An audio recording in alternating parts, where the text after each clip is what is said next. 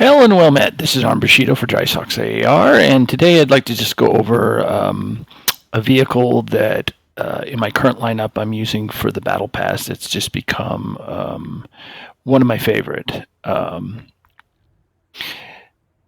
I'm not going to pretend to throw off the German designation. Obviously, it is what most commonly referred to as a PUMA, but the Germans took a 75 millimeter anti-tank gun and shoehorned it in there. So obviously, it has some punch. And how I use this vehicle predominantly is it's scouting. It scouts, but a lot of times I end up taking out my own targets that I've scouted. And I was using this predominantly because I had to run a challenge, or excuse me, a task that required SPG kills. I needed 24. So with this, and then obviously in my lineup I have a J Panzer as a backup, I can do pretty good in a round.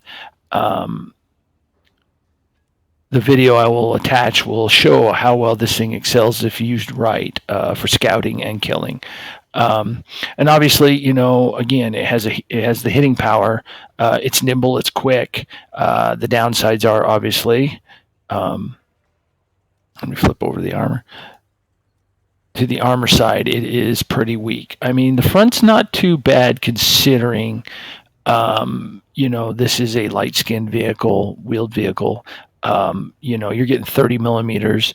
You get 15 millimeters, but with the angle, you get 35.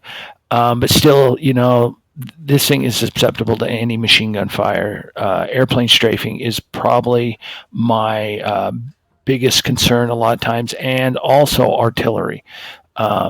Artillery will just eat you alive in this thing.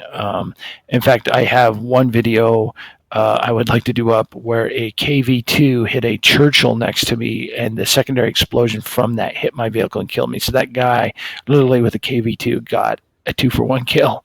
But anyway, like I said, this vehicle has kind of become my go-to. In fact, this lineup, which I'm going to do another video over my lineup and attach another video with that one about what I'm doing, has really just, for doing the Battle Pass, this has kind of become my lineup I like to use. I'm very familiar with it.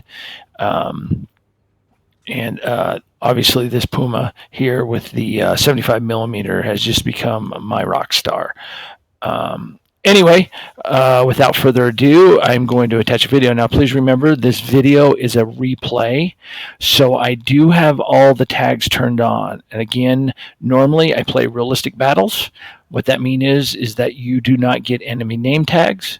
You don't get the special crosshair that tells you where to shoot, and the physics reduction is no longer applied like in arcade.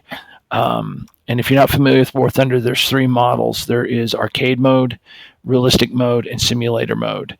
And obviously, arcade is more like playing World of Tanks. You get a reticle that kind of tells you where to shoot. All name tags are visible per side. Also, the countries are mixed in arcade mode. What that means is you can have everybody's just jumbled together. It doesn't matter. In realistic mode, also arcade has a 25% physics reduction. I know a lot of people don't understand that, but what that means is that your heavier tanks like your Tigers or your KVs or whatever move a little faster than they normally would in realistic or simulator. The downer side of that, though, is the lighter vehicles feel really floaty to me. I don't like it. One, I just don't like people seeing my name tag, so I always play realistic. And also, you know, it doesn't tell you where to shoot. The realistic mode doesn't do that. So anyway, and then in realistic, obviously, you get a third-person view. You get, you know, obviously you have to know your ranges. You have to know where to shoot. There's no physics reduction. All that stuff. Then simulator, also realistic. Again, I keep getting ahead of myself. Realistic is broken down by country, so the countries will be put on side, but they do mix it up. So you could have German and Russia together against America, but it won't be German against German like in arcade.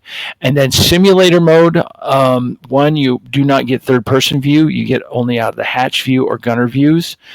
Also, you cannot have vehicles that were not in the war. So that means they exclude prototypes in simulator. And then you would never fight a battle where Germany and Russia are on the same team. It is, again, simulator is, it'd be German against Russia and America, that type of thing. Anyway, with that, again, remember this is replay, so some markers are up, so I don't obviously see a lot of things that are going on. Anyway, without further ado, let's go to the video.